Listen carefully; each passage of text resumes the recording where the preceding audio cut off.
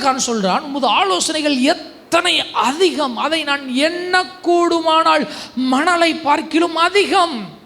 அப்படின்னா தாவீது தேவன்கிட்ட ஒவ்வொரு பக்கத்துலையும் தேவன்கிட்ட அந்த ஆலோசனை வாங்கியிருக்காரு.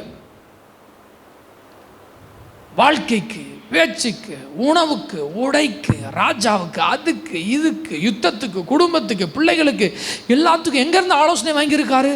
கர்த்தர்கிட்ட ஆலோசனை வாங்கியிருக்கிறார். ஞாயிற்றுக்கிழமையில் வந்த அமர்வின் நோக்கங்களிலே ஒன்று, கர்த்தர் உங்களுக்கு தம்முடைய பரத்தில் இருந்து உங்கள் வாழ்வை வெற்றி அடைவதற்கு வேண்டிய ஆலோசனைகளை அவர் கொடுத்து கொண்டு இருக்கிறார். எத்தனை பேர் கேட்க வந்திருக்கிறீங்க? அவங்க மட்டும் கரங்களை உயர்த்தி, ஆண்டவரே உங்களுடைய ஆலோசனைகளை அனுப்புவீராக, உங்களுடைய ஆலோசனைகளை அனுப்புவீராக, உங்களுடைய ஆலோசனைகள் கிடைப்பதாக. அப்பா, அதில் ஒரு ஆலோசனை தான் போன வாரம் கொடுத்தேன். நீ அநேக ஜாதிகளுக்கு கடன் கொடுப்பாய், நீயோ கடன் வாங்காதிருப்பாய். அந்த வசனத்தை ஆமீன் போடுறதுனால வேலை நடக்காது. அப்போ அந்த இடத்துக்கு வரணும்னா எந்த மனசு வரணும்? தாராளம். எல்லாரும் சொல்லுங்களேன், தாராளம். நீ உன் ஏழை சகோதரனுக்கு, சும்மா போகிற வரவனுக்கெல்லாம் தாராளம் அப்படிலாம் சொல்ற, தெளிவாக சொல்கிறார். உன் ஏழை சகோதரனுக்கு, ஒரு ஏழை இருக்கான், உன்னை விட குறைவாக இருக்கிறான், உன் ஏழை சகோதரனுக்கு உன்கிட்ட வந்து அவன் கேட்குறான், கேட்கலான்னா பரவாயில்ல, கேட்குறான், கேட்டா நீ எப்படி இரு? சொல்லுங்க, தாராளமாக இரு. தாராளமாக இருக்கிறதை கர்த்தர் பார்த்து உன்னை ஏராளமாய் மாற்றுவா. ஏனென்றால் நமக்கு தர்றது எல்லாம் யாருதா? கர்த்தர் தான் தர்றார். எத்தனை பேர் நம்புறீங்க? எத்தனை பேர் அந்த இடத்துல நம்புறீங்க? ஆமாம், நம்புறீங்க? கையை உயர்த்துங்க. ஆமாம், ஐஸ்வர்யமும் கனமும் உம்மாலே தான். இது ஆழமான நம்பிக்கையாக இருக்கணும். ஆமாம், இதை தாராளமான மனசு வரும்பொழுது அவர் நமக்கு ஏராளமாக தர்றாரு. இந்த உதார குணமுள்ள வரும்பொழுதே ஆத்துமா என்ன செஞ்சிருது? செழிச்சிருது. அந்த மனசை மாற்றணும். கஞ்சம், கருமி, நிலையற்ற ஐஸ்வர்யத்தின் மேல் நம்பிக்கை வைக்காமல், இருமாப்பான சிந்தை வராமல், அதை உடைக்கிறதுக்கு தான் இந்த சிந்தனை வரணும். ஆமாம், அவர் தான் தந்தார், அவர் தான் ஆதாரம். ஆமாம், அவர் தான் எனக்கு தந்தார். ஆமாம், ஐஸ்வர்யம் கனமும் உம்மாலே வருகிறது, எவரையும் மேன்மைப்படுத்தவும் பலப்படுத்தவும் உம்முடைய கரத்தினால் ஆகும். அப்படி ஒரு ஆலோசனை தான் இன்றைக்கும் நாம் தியானிக்க போகிறோம். சங்கீதம் 128 நாம் வாசித்த சங்கீதம். இந்த சங்கீதத்தில் ஒரு வார்த்தை வருது. முதல் வார்த்தை நம்ம எல்லாருக்கும் வழக்கப்பட்ட ஒரு சங்கீதம். என்ன வருது? கர்த்தருக்கு பயந்து அவர் வழிகளில் நடக்கிறவன். ஒரு 3 முறை சொல்லுங்களேன், கர்த்தருக்கு பயந்து அவர் வழிகளில் நடக்கிறவன். இது ஒரு ஆலோசனை. சொல்லுங்க, இது கர்த்தர் கொடுக்கிற ஆலோசனை. தாராளம் என்பது உங்களை கடன் கொடுக்கிறவர்களாக மாற்றும். கர்த்தருக்கு பயந்து அவர் வழிகளில் நடக்கும் பொழுது அதிகபட்சம் ஒரு 10 ஆசீர்வாதங்கள் இதற்குள்ளே இருக்குது. அதிகபட்சமாக 10 ஆசீர்வாதங்கள் இருக்குது. ஒரு மனுஷன் கர்த்தருக்கு பயந்து நடக்கும்போது இதன் வாழ்க்கையில் நிறைவேறுகிறது. பாருங்கள், சிலவற்றை இந்த ஃபார்முலா தான் அப்படின்னா இந்த ஃபார்முலா வச்சு தான் பெற்றுக்கொள்ள முடியும். கர்த்தருக்கு பயப்படுதலே ஞானத்தின் ஆரம்பம்னா இல்லைங்க, வேறு ஏதாவது சொல்லித்தாங்கங்க. ஆமாம், ஞானம் கிடைக்கிறதுக்கு வேறு ஏதாவது சொல்லித்தாங்கன்னு கேட்க முடியாது. அப்படி தான் போட்டிருக்கு. அப்படி போட்டிருந்துச்சுன்னா பச்சைன்னா சொல்லுங்கள், பச்சை தான். கர்த்தருக்கு பயப்படுதல் ஞானத்தின் ஆரம்பம். நீ பயப்படுதல் இல்லாமல் ஞானத்தை பெற்றுக்கொள்ள முடியாது. அதே போல் இப்போ நாம் தியானிக்க போகிற 10 ஆசீர்வாதங்களை இப்படி தான் பெற்றுக்கொள்ள முடியும். எப்படி? கர்த்தருக்கு பயந்து அவர் வழிகளில் நடக்கும்போது. கரங்களை உயர்த்தி ஒரு ஆமைன்னு சொல்லுங்களா? ஆமை. எல்லாரும் சொல்லுங்கள், கர்த்தருக்கு பயந்து அவர் வழிகளில் நடக்கும்போது மட்டுமே இது நம்ம வாழ்க்கையில் வேலை செய்யும். பிசாசின் ஆயுதங்களில் 2 காரியம் சொன்னேன் போன வாரம். ஒன்று, வியாதியை கொண்டு வருவது. வியாதியை கொண்டு வந்து அது நிமித்தமாக பொருளாதார குறைவை கொண்டு வருகிறது. ஒரு 12 வருஷம் வியாதிப்பட்ட ஒரு ஸ்திரியை குறித்து வேதம் சொல்லுகிறது. அவள் வியாதி மட்டும் படலை, வியாதி என்கிற ஒரு ஆயுதம் அவளை தாக்கி கொண்டிருக்கும் பொழுது அவள் அநேக வைத்தியர்களால் வருத்தப்பட்டாள். வைத்தியர்களால் வருத்தப்பட்டாள். அவள் வியாதியாய் வருத்தப்பட்டதை விட வைத்தியர்களால் வருத்தப்பட்டாள். தனக்கு உண்டான எல்லாவற்றையும் செலவழித்து விட்டாள். இப்போ 2 ஆயுதம் அவளை கூற தாக்கிட்டு இருக்கு. ஒன்று வியாதி, இன்னொன்று நெருக்கடி, பொருளாதார நெருக்கடி. இது பிசாசுனுடைய தந்திரம் என்று கடந்த நாட்களில் சொன்னேன். இதற்கு விரோதமாக சபை எப்பொழுதும் பேசுகிறது. சபையில் டிவைன் கனெக்ஷனில் இருக்கிறவரில் இந்த காரியம் தொடுவது இல்லை. இஸ்ரவேல் கோத்திரத்தில் ஒருவனும் பலவீனப்பட்டவன் இருந்ததில்லை. தெய்வீக சுகம் நம்முடைய தலையெழுத்து, பொருளாதார ஆசீர்வாதம் நம்முடைய தலையெழுத்து. எத்தனை பேர் ஆமென் சொல்கிறீங்க? ஆமை. இந்த ரெண்டுக்காகவும் கர்த்தர் சிலுவையில் விலை கொடுத்தார். அவருடைய முதுகு உளப்பட்ட நிலம் போல் ஆனது. முதுகை பார்த்தா டிராக்டரை வச்சு உழுத மாதிரி ஆனது. அதைத்தான் பேதுரு சொல்லுகிறார், அந்த தழும்புகளால் நீங்கள் சுகமானீர்கள்.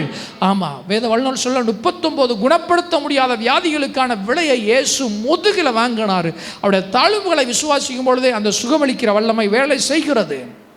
அதே போல அவர் ஐஸ்வர்யம் உள்ளவராய் இருந்தும் சொல்லுங்க, நமக்காக தரித்திரனானார். தரித்திரம், வறுமை, பஞ்சம், குறைவுகள் எல்லாம் அடித்து நொறுக்கிற வல்லமை அவருடைய ஐஸ்வர்யத்தின் வல்லமை. அதனால தான் ஜெபத்தில் ஒரு வசனத்தை பயன்படுத்தினோம், என் தேவன் தம்முடைய மகிமையின் ஐஸ்வர்யத்தின்படி. மகிமையை குறித்து ஜெபம் பண்ணிட்டு இருக்கோம். மகிமை என்பது உலக வங்கி போல, அங்கு எப்பொழுதும் பணம் இருக்கும். அந்த வங்கியில் நாடுகள் கடன் வாங்குகிறார்கள். நம்முடைய மாநில சென்ட்ரல் பேங்க்ல போய் கடன் வாங்கிட்டு இருக்கான், உலக வங்கியில் போய் கடன் வாங்குறான். எப்பொழுதும் இருக்கிற ஒரு பணம் நிறைந்த இடம் போல மகிமைக்குள்ள ஒரு பேங்க் இருக்கு. என் தேவன் தம்முடைய மகிமையின் ஐஸ்வர்யத்தின்படி உங்கள் குறைவுகளை எல்லாம் கிறிஸ்து இயேசுக்குள்ளாக நிறைவாக்குவார். ராமன் சொல்லுங்களேன், எத்தனை பேர் நம்புறீங்க? அதே போல இந்த பயந்து அவருடைய வழிகள் நடக்கும் பொழுது குடும்பங்கள் ஆசீர்வதிக்கப்படுகிறது.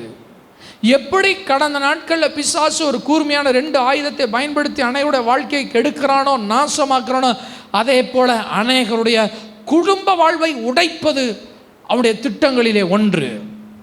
குடும்ப அமைப்பை சிதைப்பது அவருடைய திட்டங்களிலே ஒன்று. அதனால தான் இந்த வசனத்தில் அவர் ஆலோசனை கொடுக்கிறாரு. எந்த ஒரு மனுஷன் எவனோ, ஆமாம் எப்படி வருது சொல்லுங்க, எவனார் எந்த மனுஷனாக இருந்தாலும் ஒரு மனுஷன் கர்த்தருக்கு பயந்து அவர் வழிகளில் நடப்பான் என்றால் பிசாசு குடும்பத்தை சிதைக்க நினைக்கிற ஆயுதங்கள் செயலிழந்து போகும். கர்த்தர் அவனுடைய குடும்ப வாழ்வை தழைக்க பண்ணுவார். ஏறக்குறைய ஒரு 10 ஆசீர்வாதங்களை அவனுக்கு கர்த்தர் வைத்திருக்கிறார். முதல்ல இதை நம்புனீங்கன்னா நல்ல கரங்களை தட்டி ஸ்தோத்திரம் சொல்கிறவங்க ஸ்தோத்திரம் சொல்லி, அந்நிய பாஷைகளை பேசுகிறவங்க அந்நிய பாஷைகளை பேசி, ஆமென் அப்பா இதை நம்புகிறேன். உங்கள் குடும்பத்தை பிசாசு தொட முடியாது, குடும்ப அமைப்பை சிதைக்க முடியாது. ஏனென்றால் பரிசுத்த ஆவியானவர் உதவியோடு இந்த பயந்து வழிகளில் நடக்கிற அந்த இடத்துக்கு நான் என்னை அர்ப்பணிக்கிறேன். ஆமென், ஆமென், ஆமென். பாருங்க, 2 வார்த்தை வருது. ஒன்று சொல்லுங்க, பயந்து. கர்த்தருக்கு பயப்படுதல் என்பது பழைய ஏற்பாட்டு முழுவதும் காண்பிக்கிற ஒரு சத்தியம். அது புதிய ஏற்பாட்டிலும் உள்ள ஒரு சத்தியம்தான். இன்னைக்கு நிறைய நேரம் இந்த கர்த்தருக்கு பயப்படுதலை புது உடன்படிக்கை கிருபை என்ற வார்த்தையில் நாம் மறந்து விட முடியாது அல்லது மறுக்க முடியாது. இதற்கு ஹீப்ருவில் என்ன வார்த்தை வந்திருக்குன்னா ஈராய். கொஞ்சம் தெரிஞ்சு வச்சுக்குவாங்க. ஈராய் அப்படின்னா என்ன அப்படின்னா பயபக்திக்குரியவர். ஒரு 4-5 அர்த்தம் வருது. பயபக்தி, நடுக்கம், மரியாதை, கணம். ரொம்ப கணத்துக்குரிய ஒரு வார்த்தை. கணத்திற்குரியவர், மரியாதைக்குரியவர், மகிழ்ச்சி. இது எல்லாம் சேர்ந்தது தான் கர்த்தருக்கு பயப்படுற பயம். என்னெல்லாம் சொன்னுங்க? பயபக்தி. சொல்லுங்க, பயபக்தி, நடுக்கம், மரியாதை, மகிழ்ச்சி, வணக்கத்துக்கு உரியவர். இப்படி எல்லாம் சேர்ந்தது தான் இந்த கர்த்தருக்கு பயப்படுதல். கர்த்தருக்கு பயப்படுதுன்னா என்ன? இந்த சொன்ன பார்த்தீங்களா, இப்படி நீங்கள் மனசில் வச்சு மனசில் வைக்கும் பொழுது, மனசில் வச்சாதான் அடுத்த ஒரு வார்த்தை வருது பார்த்தீங்களா, அவருடைய வழிகளில் நடக்கவே முடியும். உங்கள் வாழ்க்கையில் தேவனை பயபக்திக்குரியவரை வச்சிங்கன்னா அவர் காண்பிக்கிற பாதையில் நீங்கள் நடப்பீங்க. அவரை குறித்து நடுக்கம் இருக்கும் என்றால் அவர் காண்பிக்கிற வழிகளில் உங்களால் நடக்க முடியும். அவரை உங்கள் மனதிலே மரியாதைக்குரியவராய் கனத்திற்குரியவராய் வைக்கும் பொழுது அவர் சொல்கிற பாதையில் உங்களால் நடக்க முடியும். வணக்கத்துக்குரியவராய் வைத்தால்தான் அவருடைய வழிகளிலே நடக்க முடியும். எத்தனை பேருக்கு நான் சொல்ல வரது புரிஞ்சது? ஆமாம். இன்னைக்கு இதில் குறைவுபடும் பொழுது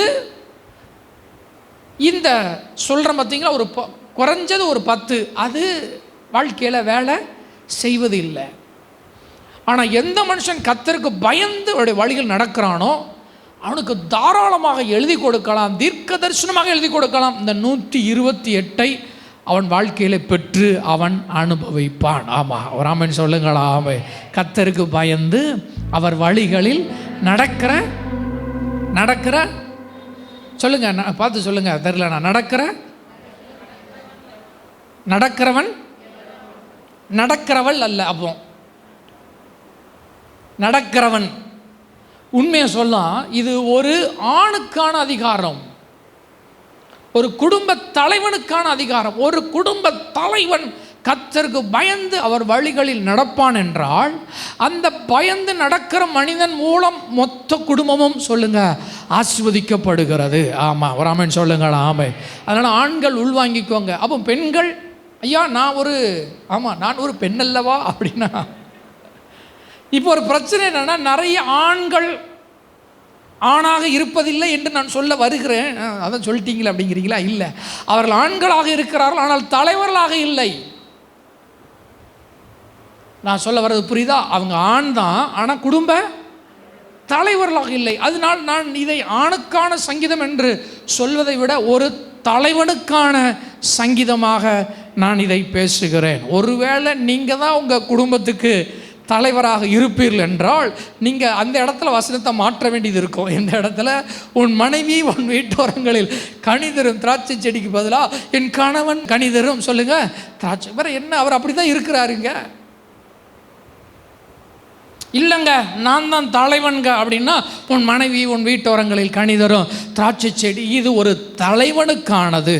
எத்தனை பேர் கவனிக்கிறீங்க? இது ஒரு மனுஷனுக்கானது. ஆமாம், இது ஒருவனுக்கானது. ஒருவனுக்கு எவனோ கர்த்தருக்கு பயந்தவர் வழிகளில் நடக்கிறவன் எவனா வேண்டுமானால் இருக்கலாம், மனசில் பயபக்தியோடு நடுக்கத்தோடு கனத்திற்குரியவராக.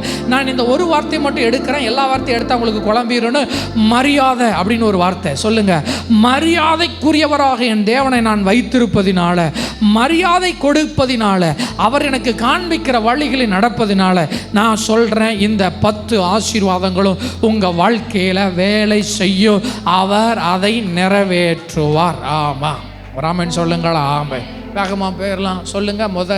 சொல்றாரு, உன் கைகளின் பிரயாசத்தை சாப்பிடுவாய். சொல்லுங்க, கைகளின் பிரயாசம். இதில் ரெண்டு ஆசீர்வாதம் வருது. ஒன்று வேலை, இன்னொன்று சாப்பாடு. ஆமாம், ஒரு மனுஷன் கர்த்தருக்கு பயந்தவன் வழிகள் நடக்கும் பொழுது கர்த்தர் அவனுக்கு ஒரு கையின் பிரயாசத்தை தருகிறாரா? எத்தனை பேருக்கு புரிகிறது? அவன் கையின் பிரயாசத்தை தருகிறார். மறுபடியும் சொல்கிறேன், இது குடும்பத்தை கட்டி எழுப்புவதற்கான ஒரு ஆலோசனை. எத்தனை பேருடைய குடும்பம் கட்டி எழுப்பப்படணும்னு விரும்புகிறீங்க? எத்தனை பேருக்கு தெரியும் குடும்பத்தை நான் கட்டி எழுப்ப முடியாது, கர்த்தர் தான் கட்டி எழுப்புவார் என்று? ஏன்னா இது ரொம்ப முக்கியம். நிறைய பேர் நினைக்கிறாங்க நான் கட்டி எழுப்பிடுவேன். ஆமாம், மனைவி பிள்ளைங்க வேலை உணவு உடை பாதுகாப்பு இதெல்லாம் அப்படி சொல்லி நிறைய பேர் செய்ய பார்க்குறாங்க. ஆனால் அவங்களுக்கு சத்தியம் தெரியாது. ஆனால் நமக்கு தெரியும். சொல்லுங்கள், கர்த்தர் ஒருவர் தான் குடும்ப வாழ்க்கையை இன்னர் ஸ்ட்ரக்சரையும் அவுட்டர் ஸ்ட்ரக்சரையும் கர்த்தர் மட்டும்தான் கட்டி எழுப்பி தர முடியும், அதை பாதுகாக்க முடியும். அதனால தான் வேதம் சொல்கிறது, யோபுவையும் அவனுக்கு உண்டான எல்லாவற்றையும் கர்த்தர் வேலி அடைத்து பாதுகாத்தார். ஏனென்றால் கர்த்தர் ஒருவர் தான் அதை செய்ய முடியும். வேற யாரும் கட்டவும் முடியாது, உண்டான எல்லாவற்றையும் பாதுகாக்கவும் முடியாது. கர்த்தர் ஒருவரே. இயேசு ஒருவர். அதில் ஆசீர்வாதம் ஒரு கையின் பிரயாசம். அநேகர் வேலையை குறித்து அநேகர் குழம்பு வரலான்னா அவங்களுக்கு நான் மனசில் வாங்கிக்கோங்க, கையின் பிரயாசத்தை தருகிறவர் யார் தான்? கர்த்தர் தான். ஆமாம், கையின் பிரயாசத்தை தருகிறவர் கர்த்தர் தான். கர்த்தர் நினைச்சாதான், அவர் அங்கீகரிச்சாதான், அவருடைய கண்கள் அனுக்கிரகம் கிடைச்சாதான் கண்டிப்பாக என்ன கிடைக்கும்? கையில் ஒரு பிரயாசம் இருக்கும். அப்போ எப்படி இது கிடைக்குது? ஒரு மனுஷன் கர்த்தருக்கு பயப்படும் பொழுது, கர்த்தருடைய வழிகளை நடக்கும் பொழுது முதல்ல அவனை பிளஸ் பண்ணுறாரு. ஓ, கையின் பிரயாசம். ஆமாம், இன்னைக்கு ஒரு பிரச்சனை, நிறைய பேர் கையின் பிரயாசம் இருக்கு. கையின் பிரயாசம் ஒரு வேலை, எல்லாருக்கும் ஒரு பிரயாசம், எல்லாரும் பிரயாசப்படுறாங்க. டெய்லர் ஒரு மாதிரி பிரயாசப்படுறாரு, அப்படி தானே? சமையல்காரர் செஃப்பாக இருக்கிறாரு, அவர் செய்கிறாரு, இதை எல்லாரும் பிரயாசப்படுறாங்க. எல்லாரும் ஒவ்வொரு டிபார்ட்மெண்ட்டில் இருக்கிறாங்க, ஒவ்வொரு வேலையில் இருக்கிறாங்க, ஒவ்வொரு தொழில் பண்ணுறாங்க. இந்த உலகத்தில் அறியாதவர்கள் கூட ரொம்ப பிரயாசம் எடுக்கிறாங்க. ஆனால் அவர்கள் பிரயாசத்தை சாப்பிடுவது இல்லை. பிரயாசம் எடுக்கலாம், தேவனுடைய அனுக்கிரகம் இல்லாமல் பிரயாசம் எடுக்கலாம். அதுதான் இந்த உலகத்திற்கும் நமக்குமான ஒரு பெரிய வித்தியாசம். ஓடி ஓடி பிரயாசம் எடுக்கிறாங்கங்க. கையின் பிரயாசம்லாம் கர்த்தருடைய பிள்ளைகளை விட உலக மனிதர்கள் ரொம்ப ஞானமாக, நான் இதை செஞ்சிருவேன், அதை செஞ்சிருவேன், இதை பண்ணிடுவேன், டே அண்ட் நைட்டு ஓடுறாங்க, உழைக்கிறாங்க. ஆனால் அவர்கள் வாழ்க்கையில் ஒரு சாபம் துரத்துகிறது. உபாகமத்தின்படி அது ஒரு சாபம். என்னவென்றால் அவர்கள் பிரயாசப்படுவார்கள், ஆனால் அதை சாப்பிடுவது இல்லை. 2 காரியம் இதற்கு தடையாக இருக்கிறது. நீதிமொழிகள் 5 வருது, நீ பாவம் செய்வதனால, நல்லா கவனிச்சுவாங்க, கர்த்தருக்கு பயப்படாத, கர்த்தருடைய வழிகளில் நடக்கலை, ஆனால் பிரயாசப்படுறான், ஆனால் பாவம் இருப்பதினால வேதம் என்ன தெரியுமா சொல்லுது? நீ செல்வத்தை சேர்த்து வைக்கலாம், ஆனால் உன் செல்வம், அந்நியர் உன் செல்வத்தினால் திருப்தி ஆவார்கள். இதுதான் உலகத்தில் நடந்துட்டு இருக்குது. வேற யாரோ திருப்தி ஆவாங்க. உன் பிரயாசத்தின் பலனை சொல்லுங்க, புறத்தியாருடைய வீட்டிலே சேரும். 2 வார்த்தை வருது, ஒன்று அந்நியர், இன்னொன்று புறத்தியார். அப்படின்னா யாருன்னே தெரியாதவங்க. ஏன்? நீ பாவம் செய்வதனால, நீ தேவனுக்கு பயப்படாததுனால. இது சபைக்கும் பொருந்தும். நீங்கள் தேவனுக்கு பயப்படாத ஒரு வாழ்க்கை வாழ்வீர்கள் என்றால் உங்கள் உழைப்பை ஏதோ ஒன்று திருடிக்கொண்டே இருக்கும். அதை மறுக்கிறது தான் இந்த கர்த்தருக்கு பயப்படுதல். அது வேலை செய்ய விடாமல் ஆக்குவது தான் இது கர்த்தருக்கு பயப்படுதல். கர்த்தருக்கு பயந்து அவருடைய வழிகளில் நடக்கும் பொழுது உங்கள் பிரயாசத்திற்கு ஒரு பெரிய டிவைன் ப்ரொடெக்ஷனை கர்த்தர் என்ன செய்கிறார்? தருகிறார். அதனால தான் தசமபாகங்களை கொண்டு வந்து வைக்கும் பொழுது வானத்தின் பலகணிகளை திறந்து இடம் கொள்ளாமல் போக மட்டும் உங்கள் மேல் ஆசீர்வாதத்தை வர்ஷிக்க பண்ணுவேன். வசனம் முடியலை, வர்ஷிக்க பண்ணுவேன். உன் நிலத்தின் பலனை பட்சிக்க வருகிறவைகளை, உன் நிலத்தின் கனிகளை பட்சிக்க வரும், வெட்டுக்கிளி வரும், அதை கண்டிப்பேன். ராமன் சொல்லுங்களா? ஆமே. ஆனால் உலகத்தானுக்கு அந்த ப்ரொடெக்ஷன் கிடையாது. அதனால தான் வேலை செய்வான், சம்பாதிப்பான், செல்வத்தை சேர்த்து வைப்பான். அது அந்நியருக்கு போகும், அது மருத்துவமனைக்கு போகும், அது வேற ஏதோ ஒரு கையில் போகும். தன் கையின் பிரயாசம் புறத்தியாருடைய வீட்டிலே சேரும். 60 ஆண்டுகள் உழைத்திருப்பான், 50 ஆண்டுகள் உழைத்திருப்பான். ஆனால் அவன் சொல்லுவான், நான் சாப்பிடலைங்க, எங்கேயோ வேலை பார்த்தேன், எவ்வளவோ பணம் இருந்துச்சு, ஆனால் நிம்மதியாக சாப்பிடலை, அதை நான் ருசிக்கலை. சாப்பாடு என்றால் உணவு இல்லை, அதை ருசிக்கலை. ஆனால் கர்த்தருக்கு பயப்படுறவனுக்கு ஒரு ஆசீர்வாதத்தை கர்த்தர் தருகிறாரு. உன் கையின் பிரயாசத்தையும் நான் தருவேன். ஆமாம், அதனுடைய சொல்லுங்க பலனை நீ சாப்பிடுவா. ஓ, ஏங்க திடீர்னு தசம்பாங்க சொன்னீங்க? உபாகமம் 15 தான் போன வாரம் சொன்ன, கர்த்தர் உன்னை மென்மேலும் ஆசீர்வதிப்பார், நீ அநேக ஜாதிகளுக்கு கடன் கொடுப்பா, எப்பொழுது? தாராளமாக இருக்கு. இது அவருடைய ஆலோசனை. 14 சொல்றார், நீ கர்த்தருக்கு பயந்திருக்க பழகும்படிக்கு நீ தசமபாகத்தை கொண்டு வா. தசமபாகம் என்பது செழிப்புக்கான ஆலோசனை அல்ல, அது பயப்படுதலுக்கான ஆலோசனை. என் வாழ்வில் என் தேவனை மரியாதைக்குரியவராய் வைத்திருக்கிறேன், பயபக்திக்குரியவராய் வைத்திருக்கிறேன், ஓ நடுக்கத்துக்குரியவராய் வைத்திருக்கிறேன், அவரை நான் கனம் பண்ணுகிறேன். அதுதான் தசமபாகம். அவர் என் ஆதார், அவர் இல்லைன்னா கிடையாது. ஆமாம், அவரை பற்றி எனக்கு நல்லா தெரியும். இதில் அமைதியாயிருவார். கையும் பிரயாசம் பாரு, நான் எழுதி வேணா தர்றேன். அவர்கள் சாப்பிடுவதில்லை, அவர்கள் ருசிப்பதில்லை, ஒரு தலைமுறை கூட வச்சிருப்பதில்லை. அமெரிக்க தேசத்தில் ஒரு ஆய்வு எடுத்தார்கள், இயேசுவை அறியாத பணக்காரர்கள் பட்டியல் எடுக்கிறாங்க. இதுவரைக்கும் முன்னாடி இருந்தது, நம்ம தேசத்தில் கூட எடுக்கலாமே. பார்த்தா 100 கோடீஸ்வரர்ல 95% கோடீஸ்வரர்களுடைய பணம் இயேசு இல்லாமல், கர்த்தருக்கு பயப்படாமல் வாழ்கின்ற ஒரு மனிதர்களுடைய ஆஸ்தி 3வது தலைமுறை வரும்பொழுது 0 ஆயிடுது. எங்க கோடியை வச்சுருந்தீங்க, நிலங்களை வச்சுருந்தீங்க, எங்கே ஒரு தலைமுறையிலேருந்து அடுத்த தலைமுறை 3ஆம் தலைமுறையில் பேங்க் அக்கௌண்ட் 0. இன்னொரு ஆய்வு எடுத்தார்கள். இயேசுவுக்கு பயந்து நடக்கிற, அவரை நம்பிக்கையை வைத்திருக்கிறவனுக்கு 0ல் ஆரம்பித்து சொல்லுங்கள் 3ஆம் தலைமுறையில் இருக்கிறதுல டாப்பில் வந்து என்ன செய்கிறான், நெருக்குகிறான். அமெரிக்க தேசம் ஒரு கிறிஸ்தவ தேசம். அந்த தேசத்தில் எப்படி ஆராய்ச்சி பண்ணுறாங்க, கர்த்தரை சேவிக்கிறாங்க, சேவிக்காதவங்களுக்கு எடுத்து பார்ப்போம். அதனால தான் தாராளமாக சொல்கிறேன், கர்த்தருக்கு பயப்படலைன்னா நான் உங்களுக்கும் சேர்த்தான் சொல்கிறேன், பிரயாசப்படலாம். பிரயாசத்தை என்ன செய்ய முடியாது சொல்லுங்கள், சாப்பிட முடியாது, யாருமே சாப்பிட முடியாது. ஆனால் பயந்தா நீங்கள் அதை என்ன செய்வீங்க, சாப்பிடுவீங்க. இதில் 2 ஆசீர்வாதம் வந்துட்டு ஒரு ஆமைன்னு சொல்லுங்களா. ஆமை. 3வது சொல்லுங்கள், உனக்கு பாக்கியமும் நன்மையும் உண்டாயிருக்கும். இதில் 3, 4 வருது. சொல்லுங்கள், பாக்கியமும் நன்மையும். இந்த பாக்கியம் நன்மைன்னா சரியாக உங்களுக்கு புரியாது.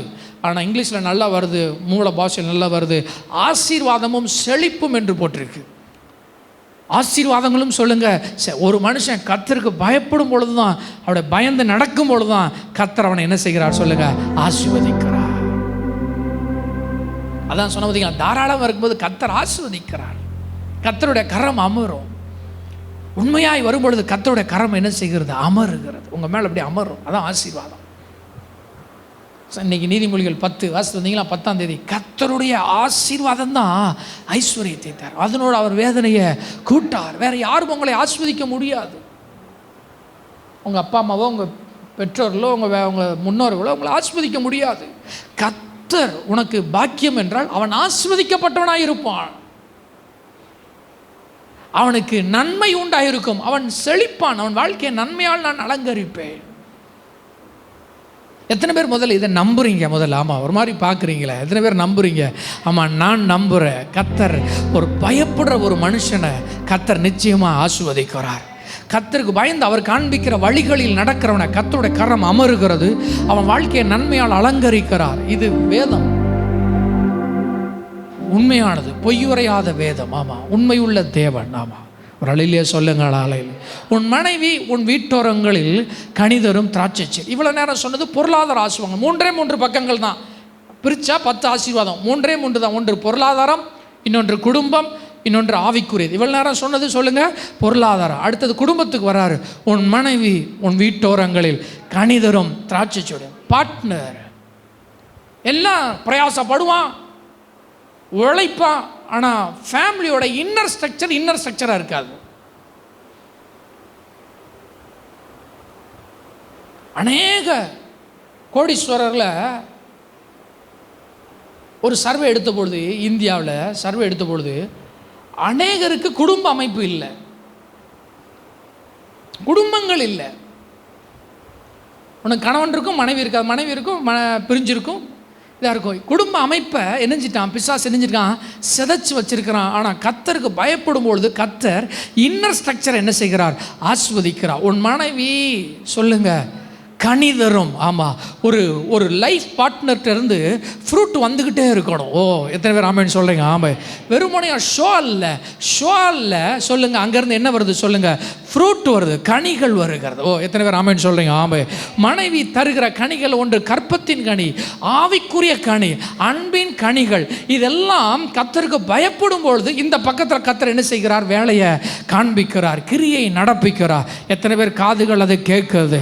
இல்லை என்றால் உலகத்திலும் கனி கொடிகள் இருக்குது, திராட்சை கொடிகள் இருக்கு, மனைவிகள் இருக்கிறார்கள், ஆனால் அவர்கள் கனி தருவதில்லை. இது கர்த்தருடையது. நல்லா புரிஞ்சுக்கோங்க, இந்த சத்தியம் புரிஞ்சுக்கோங்க. உலகத்தன மாதிரி நம்ம பேசக்கூடாதுங்க. வீடும் ஆஸ்தியும் பிதாக்கள் வைக்கும் சுதந்திரம். ஒரு வீட்டையும் ஒரு ஆஸ்தியவோ உங்கள் பெற்றோர்கள் உங்களுக்கு சேர்த்து தரலாம், சேர்த்து வைக்கலாம். ஆனால் வசனம் அப்படி முடியல. புத்தியுள்ள மனைவியோ கர்த்தர் அருளும் ஈவு, அதை கர்த்தர் தான் தர முடியும், அதை கர்த்தர் தான் கனி தருகிற செடியாக கொடியாக மாற்ற முடியும். இல்லைன்னா கொடி இருக்கும், கனி இருக்காது. ஏன்? கர்த்தருக்கு பயப்படலை. எந்த இடத்துல இருந்தும் கனிகளை பார்க்க முடியாது. ஆனால் நான் சிலரை பார்த்துருக்கிறேன், என்னுடைய சில நண்பர்களை நான் பார்க்குறேன். ரொம்ப வருஷம் கழித்து கடந்த டிசம்பரில் பேசினான். அப்போ சொன்னான், இல்லை நான் முந்தி மாதிரி இல்லை அப்படின்னாமா. நான் கூட ஏதாவது சும்மா போட்டு பார்த்தேன், நமிந்தி மாதிரி இல்லை. என் வாழ்க்கையில் சில நெருக்கடியான நேரங்கள் வந்த பொழுது கர்த்தரை நான் இருக பற்றி பிடிக்க ஒரு வாய்ப்பு கிடைத்தது. என்னை என் மனைவி வழி நடத்தினாள். இன்றும் எனக்காக அவள் ஜெபிப்பாள், எப்பொழுதும் எனக்காக ஜெபித்து கொண்டு இருப்பாள். அவளுடைய ஜெபம் எனக்கு ஒரு சப்போர்ட். என்ன வேலை பார்க்க, நான் ஒரு வேலைக்கு போனேன், இப்போ அந்த வேலையை விட்டுட்டு ஒரு பிஸ்னஸ் பண்ணுகிற அளவுக்கு, கல்ஃப் கண்ட்ரீஸில் ஒரு பிஸ்னஸ் பண்ணுகிற அளவுக்கு என்னை தேவன் ஆசீர்வதிச்சிருக்கார். அதற்கு காரணம் என் மனைவியினுடைய ஜெபம், என் மனைவி தருகிற ஆலோசனை. அவள் ஜெபிப்பதினால் நான் குடும்பமாக இருக்கிறேன், குடும்பமாக இந்த இடத்துல நான் வாழ்கிறேன் என்றால் அப்படிங்கும்போது எனக்கு ரொம்ப சந்தோஷமாக இருந்தது. அநேக கனிகள் இல்லாமல் கொடிகளாக இருக்கிறார்கள். ஆனால் சில பேர் மட்டும் சொல்லுங்கள், கர்த்தருக்கு பயப்படும் பொழுது இருந்து கனிகளை கொடுத்து கொண்டே இருக்கிறார். பெண்கள் வாங்கிக்கோங்க, கனி தரும் கொடியாக இருக்க வேண்டும். ஒரு ஷோ காண்பிக்கிறதல்ல. ஷோ என்றால் செடி இருக்கும், கொடி இருக்கும், பச்சை இருக்கும், ஆனால் கனிகள் இருக்காது. ஆண்டவர் எப்பொழுது இதை ஆசீர்வதிக்கிறார். சில நேரங்களில் நல்லா புரிஞ்சுக்கோங்க, கணவனுக்கான ஆசீர்வாதத்தை மனைவியால் தடுக்க முடியும், மனைவியினுடைய ஆசீர்வாதத்தை கணவனால் தடுக்க முடியும். ரெண்டு பேருடைய ஆசீர்வாதத்தை பெற்றோர்களால் தடுக்க முடியும், பெற்றோர்கள் பிள்ளைகளுடைய ஆசீர்வாதத்தை தடுக்க முடியும். இதை நிறைய தெரியாது, இந்த சத்தியம் நிறைய பேருக்கு தெரியாது. ஒரு ஊழியர் சொன்னார், அந்த விசுவாசிக்கு வருத்தம், வெளியூரில் இருக்காங்க, திடீர்னு ஃபோன் பண்ணி கேட்டாங்க, ஐயா இவளுக்கு அந்த சகோதரி சபையிலே கிடக்கும், சபைக்கே உழைக்கும், சபைக்கு அவ்வளோ கொடுக்கும், ஆனால் அதுக்கு ஒரு குறிப்பிட்ட பலவீனம், ஒரு தலைவலி, போகவே இல்லை. ஆனால் எங்கள் பாஸ்டர் சொல்கிறார், உன் கணவன் வந்தா, உன் கணவன் அர்ப்பணித்தாள், உன் கணவர் ஞானஸ்நானம் எடுத்தால் உனக்கு சுகம் கிடைக்கும் சொல்கிறார். எனக்கு வருது, பஞ்சாயத்து வருது, ஃபோன் வருது. எனக்கு முதல்ல புரியல. இல்லைங்க, நீங்கள் வர்றீங்க, அது எப்படி உங்கள் கணவர் வந்தாப்னா, நான் ஜெபிக்கும் பொழுது கர்த்தர் சொன்னார், கரெக்டு தான், அவர் சொன்னது கரெக்டு தான். ஏனென்றால் இவளுடைய சுகத்தை இவர்களால் தடை பண்ண முடியும். ஆமாம், இவர்களுடைய சொல்லுங்கள் வெற்றியை இவர்களால் தடை பண்ண முடியும். ஏனென்றால் ரெண்டு பேரும் பிரிந்திருக்கும் பொழுதல்ல, அதுதான் குடும்ப அமைப்பை சிதைப்பதில் பிசாசின் நோக்கம். கண்டிப்பாக இந்த காரியத்திற்காக நேசிக்கிற ஒரு கணவனாக இருப்பான் என்றால் தன்னை தேவனுக்கு அர்ப்பணிக்கும் பொழுது கர்த்தர் அந்த நுகத்தை அவருடைய கழுத்தில் இராதபடி முறித்து போடுகிறார். இது சத்தியம். இதை நான் உங்கள்கிட்ட சொல்கிறதுனால சில பேர் வருத்தப்படுறதுனால நான் இதை சொல்லாமல் இருக்க முடியாது. இது சத்தியம்.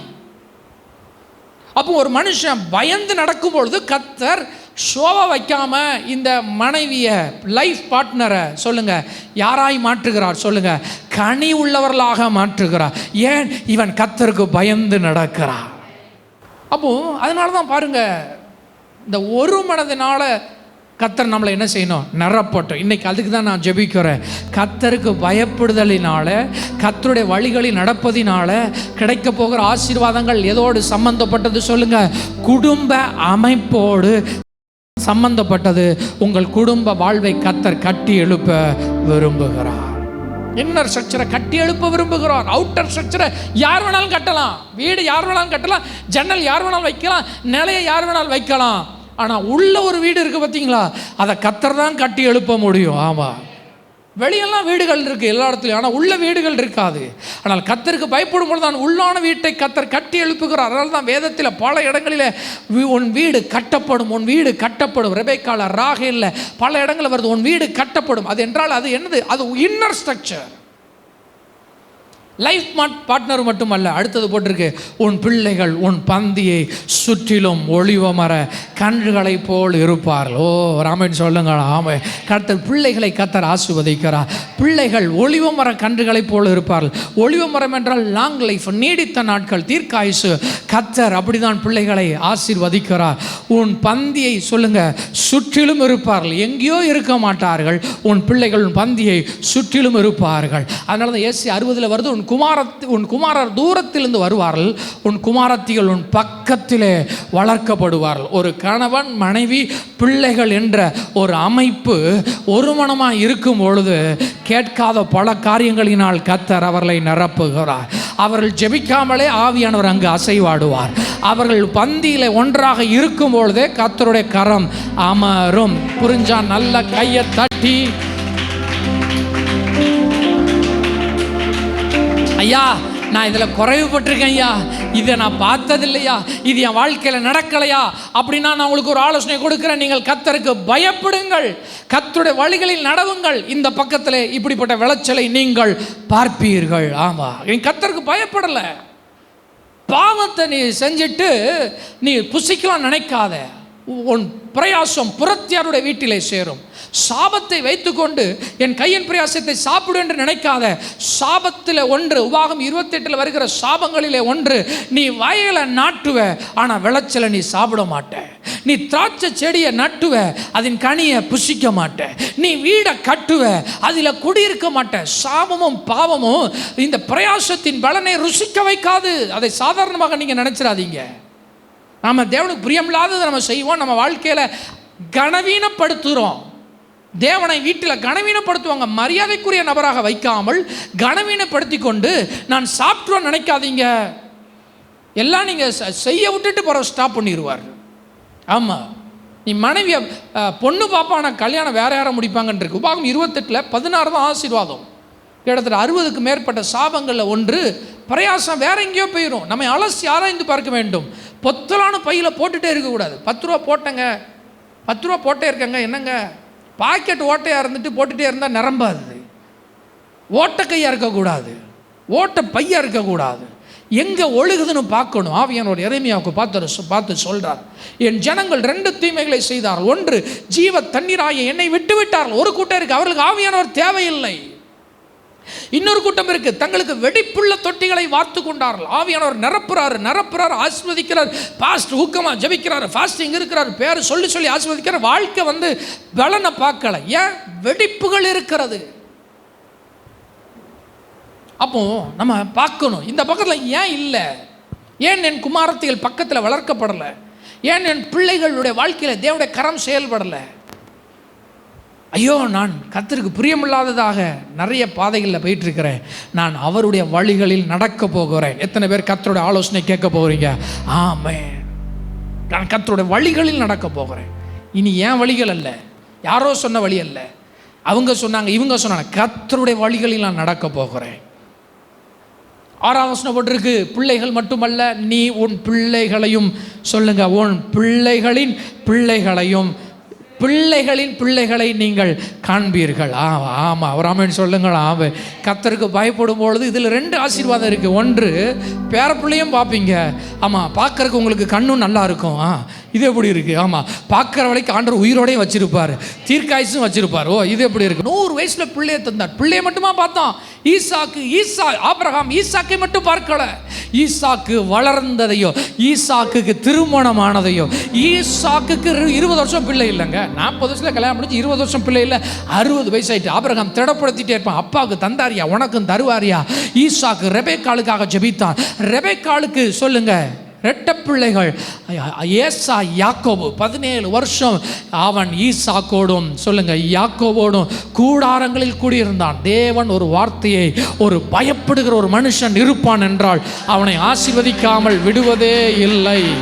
அவன் குடும்ப வாழ்வை ஆசீர்வதிக்காமல் விடுவதே இல்லை. நான் எழுதி கொடுக்கிறேன். உங்க வீட்டில் கர்த்தருக்கு பயப்படுற பயம் இருக்கா? இது நடக்கும்னு எழுதி கொடுக்கிறேன். நீங்கள் உலகத்தெல்லாம் விட்டுட்டு, உலக ஆலோசனையெல்லாம் விட்டுட்டு, நான் இவன் சொல்கிறதெல்லாம் கேட்காம என் கர்த்தர் என்ன சொல்லுகிறாரோ அவரை என் பயபக்திக்குரியவராக, என் நடுக்கத்திற்குரியவராக, என் மரியாதைக்குரியவராக, அவர் காண்பிக்கிற பாதையில் நடப்பேன் என்று நீங்கள் தீர்மானம் இப்பொழுது எடுப்பீர்கள் என்றால் நான் சொல்கிறேன், நீங்கள் உங்கள் கண்கள் இதை பார்க்கும். ஆமாம், இப்படி செய்ய தேவன் விரும்புகிறாருங்க. இந்த செய்தியை 2 பார்ட்டில் நான் கொடுக்கிறேன். இந்த செய்தி எப்படி தெரியுமா? இப்படி ஒரு குடும்பத்தை தேவன் காண்பிக்க விரும்புகிறார் ஜனங்களுக்கு. இவ்விதமாய் 4ஆம் வசனம், இவ்விதமாய் ஒரு குடும்பத்தை பாரு, ஒரு மனுஷனை பாரு, இவன் எப்படி கர்த்தருக்கு பயப்படுறான்னு பாரு. அந்த மனுஷனுடைய மனைவியை பாரு, அவன் எப்படி கனி கொடுக்கான்னு பாரு. அவனோட பிள்ளைகளை பாரு, நான் எப்படி வச்சிருக்கிறேன், பந்தியை சுற்றி ஒளிவு மர கன்றுகள். அவனுக்கு பேர பிள்ளைகளை பாரு, எல்லாரும் வாழ்றாங்களா? இப்படி ஒரு மாடலை, ஆமாம், கண்ணாசிலுக்கு வெளியே போனீங்கன்னா ஒரு பொம்மைக்கு சேலையை கட்டி வச்சிருக்கான். ஏன் இப்படி ஒரு மாடல் உள்ள இருக்கு? இப்படி ஒரு கிரியையை என்னால் செய்து காண்பிக்க முடியும். இப்படி ஒரு குடும்பத்தை தேவன் டிசைன் பண்ண விரும்புகிறார். எத்தனை பேர் விரும்புறீங்க? அந்த கை காட்டுகிற, தேவன் கை காட்டுகிற குடும்பமாக என் குடும்பம் இருக்க வேண்டும். தேவன் கை காட்டுகிற குடும்பமாக என் குடும்பம் இருக்க வேண்டும். இவ்விதமா எல்லாரும் சொல்லுங்களேன், இவ்விதமாய். மறுபடியும் சொல்லுங்க, ஏன்னா பிரசங்கத்தின் 2ஆம் கட்ட தலைப்பு அடுத்த வாரம் இதுதான், இவ்விதமா. இன்னும் சத்தமா சொல்லுங்க, இவ்விதமாய் சொல்லுங்க. பாவத்தோடும் சாபத்தோடும் உலகத்தோடும் டிவியோடும் சீரியலோடும் புரண்டு வாழ்கிற மனுஷன் இவ்விதமாய் கர்த்தருக்கு பயப்படுகிற மனுஷன் ஆசீர்வதிக்கப்படுவான். இப்படி ஆசீர்வதிப்பான் நான் அவனை, இப்படி ஆசீர்வதிப்பேன். ஈராய் பயம் இல்லை. பொருளாதார ஆசீர்வாதங்களுக்கு காரணம் பயம். குடும்ப ஆசீர்வாதத்துக்கு காரணம் என்ன? கர்த்தருக்கு பயப்படுற பயம். ஆவிக்குரிய ஆசீர்வாதம், நீ எருசலேமின் வாழ்வை காண்பாய். எருசலேம் என்றால் ஆலயம். ஆலயத்தில் இருக்கிற மகிமை, ஆலயத்தில் இருக்கிற பிரசன்னம், ஆலயத்தில் இருக்கிற வார்த்தை, ஆலயத்தில் இருக்கிற வெளிப்பாடு. நீ என்ன வாழ்க்கை வாழ்வ சொல்லுங்க? எருசலேமின். சிலர் ஆமா, சிலரோட வாழ்க்கை வெறுமையா இருக்குதா? சில பேர் சொல்லுவாங்க வாழ்க்கையா இது அப்படிம்பாங்க. அப்படின்னா என்ன? அவன் நரகம் மாதிரி ஃபீல் பண்ணுவான். இந்த வாழ்க்கை அப்படின்னா என்ன? நீங்கள் எப்பொழுதெல்லாம் அந்த வார்த்தையை சொல்லுகிறீர்களோ அப்பொழுதுதான் கொஞ்சம் ஆராய்ச்சி பண்ணி பாருங்க. உங்களுக்கு மேலே மேகம் இருக்காது, பிரசன்னம் இருக்காது, மகிமை இல்லை, வார்த்தை இருக்காது, விசுவாசம் இருக்காது, நம்பிக்கை இருக்காது. நம்பிக்கையிலிருந்து நீங்கள் காணப்படும் பொழுது தான் இந்த வார்த்தையை சொல்லுவீங்க, என்ன வாழ்க்கை. ஆனால் அப்படி சொல்ல மாட்டானா இவன். ஜீவனுள்ள நாளெல்லாம் சொல்லுங்க, எருசலேம் என்றால் மேகம், எருசலேம் என்றால் மகிமை, எருசலேம் என்றால் பிரசன்னம், எப்பொழுதும் கர்த்தர் இருப்பார், அவன் ஆவி களி கூறும். ஓ, எத்தனை பேர் விரும்புகிறீங்க? சிலது இல்லாமல் இருக்கலாங்க, இந்த பாயிண்டில் சிலது இல்லாமல் இருக்கலாம், அது வரணும். ஆனால் ஸ்பிரிச்சுவல் பிளெஸ்ஸிங் இல்லாமல் உங்களால் வாழ முடியாது. ஆவிக்குரிய நிறைவில்லாமல் ஆவிக்குரியவனால் வாழ முடியாது. ஆமாம் ஆமாம், ஆவிக்குரிய நிறைவில்லாத வாழ்க்கை அல்ல. தேவ பிரசன்னம் இல்லாததை நாங்கள் விரும்பலை. ஆமாம், தேவ பிரசன்னம் இல்லையா, உடனே பிரசன்னம். எத்தனை பேருக்கு புரியுது? ஆமாம், எத்தனை பேர் விரும்புகிறீங்க? அவங்க மட்டும் எழுந்து நின்று சொல்லுங்க, ஆண்டவரே இந்த இடத்துக்கு நான் வர விரும்புகிறேன். எங்களது ஆராதனை நேரம் ஞாயிறு காலை 10 மணி மற்றும் மாலை 6:30 மணி. எங்களது முகவரி great truck worship centre, 6/439 saint Mary's colony, முதல் தெரு, தூத்துக்குடி. எங்களது தொலைபேசி எண் 96 29 76 80 79.